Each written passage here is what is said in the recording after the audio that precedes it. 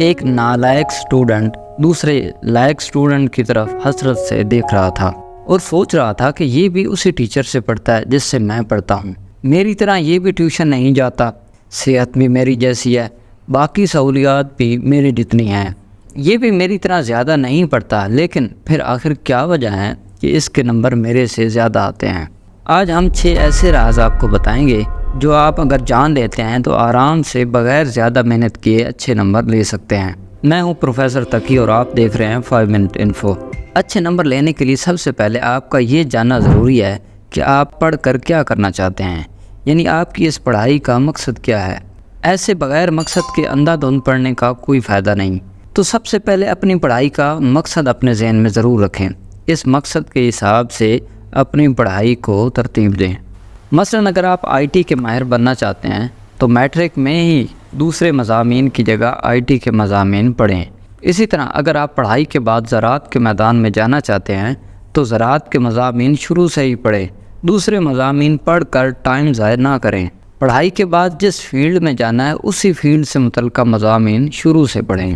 ایسے مضامین آپ کے مستقبل میں فائدہ بھی دیں گے اور ان میں دلچسپی کی وجہ سے آپ کے نمبر بھی اچھے آئیں گے۔ اچھے نمبر لینے کے لیے اسٹوڈنٹ کے لیے جو سب سے زیادہ ضروری ہے وہ ہے ٹائم ٹیبل بنانا۔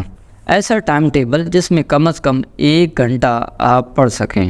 اگر اچھے نمبر لینے ہیں تو جو سبق آپ اسکول یا کالج میں پڑھتے ہیں اس کو گھر میں روزانہ ٹائم ٹیبل کے مطابق ریوائز کرنا ضروری ہے۔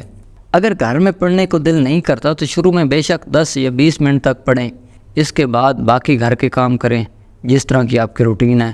جب 20 منٹ پڑھنے کی عادت ہو جائے گی تو اس کے بعد آہستہ آہستہ وقت خود بخود بڑھ جائے گا۔ اگر آپ روزانہ 24 گھنٹے میں سے کم از کم 1 گھنٹہ پڑھتے ہیں تو یقیناً آپ اچھے نمبر لے جائیں گے۔ اب یہاں پہ سب سے اہم سوال یہ ہے کہ پڑھنے کا طریقہ کیا ہے۔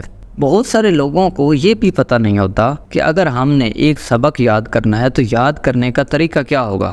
کبھی وہ لکھنے لگ جاتے ہیں، کبھی وہ پڑھنے لگ جاتے ہیں، اور جب بعد میں ان سے سنا جاتا ہے تو ان کا دماغ سن ہو جاتا ہے، نہ وہ سنا سکتے ہیں نہ لکھ سکتے ہیں۔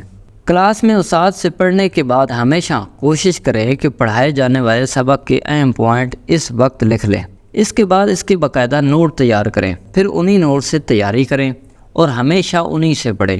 اگر کوئی ایسا سبجیکٹ ہے جس کے نوٹ تیار کرنا مشکل ہے، مثلا اردو کوئی لے لیں، تو ایسے سبجیکٹ کو کتاب یا خلاصے سے ہی پڑھیں، لیکن ہمیشہ کوشش کریں کہ اسی کتاب یا خلاصے سے ہی پڑھیں، کیونکہ جب آپ ایک ہی نوٹ یا کتاب سے پڑھتے ہیں تو اس کتاب کی عبارت اس کا صفحہ نمبر تک آپ کے ذہن میں بیٹھ جاتا ہے۔ جو اسٹوڈنٹ ایک سبجیکٹ کو کبھی آن لائن پڑھتے ہیں، کبھی دوسروں کے نوٹ سے، کبھی کتاب سے یاد کرتے ہیں، تو اس طرح امتحان کی تیاری کرنا اور اچھے نمبر لینا مشکل ہو جاتا ہے اور آپ فیل ہو جاتے ہیں۔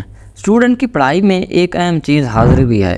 یہ پچھلی چیزیں تبھی فائدہ دیں گی جب آپ اسکول یا کالج میں باقاعدہ حاضر ہوں۔ آپ کبھی نوٹ کریں کہ جتنے بھی لائق اسٹوڈنٹ ہوتے ہیں وہ سبھی چھٹیاں بہت کم کرتے ہیں، کیونکہ چھٹیوں کی وجہ سے جو سلیبس اور پڑھائی میں گیپ آتا ہے وہ بڑی مشکل سے پورا ہوتا ہے۔ یہ پڑھائی ایک اسٹوڈنٹ تبھی کر سکتا ہے جب اس کی صحت اچھی ہوگی اور یادداشت تیز ہوگی، کیونکہ ذہین اسٹوڈنٹ کی ہمیشہ یادداشت بہت تیز ہوتی ہے جو اس کو اچھے نمبر لینے میں اہم کردار ادا کرتی ہے۔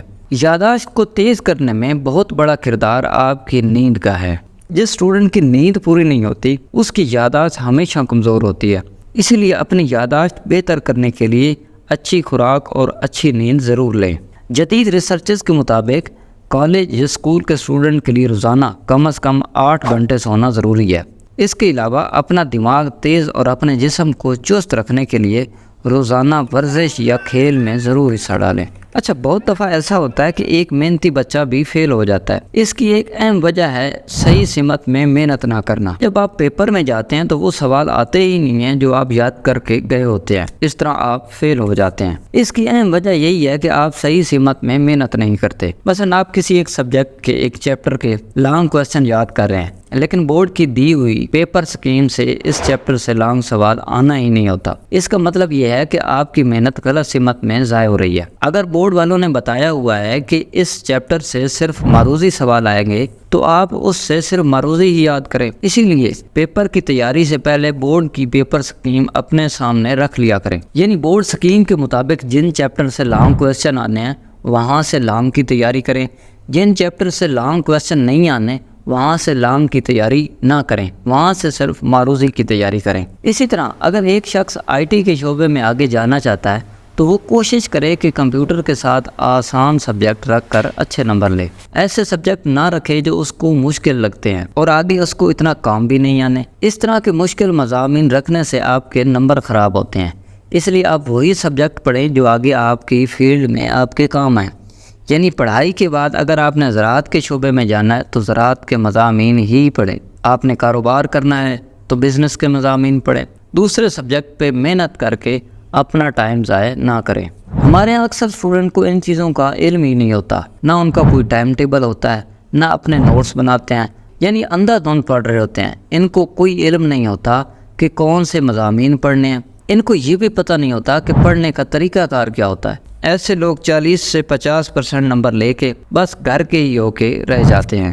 میں خود پروفیسر ہوں، اپنے کالج کے بچوں کو ان ہدایات کے مطابق پڑھاتا ہوں، ان کے بہت اچھے نمبر آتے ہیں۔ آپ بھی ان پہ عمل کر کے بہترین نمبر لے سکتے ہیں۔ اس طرح کی مختصر وقت میں معلوماتی ویڈیو سننے کے لیے ہمارے چینل کو سبسکرائب اور لائک کر سکتے ہیں۔ آج کے لیے اتنا ہی، اللہ حافظ۔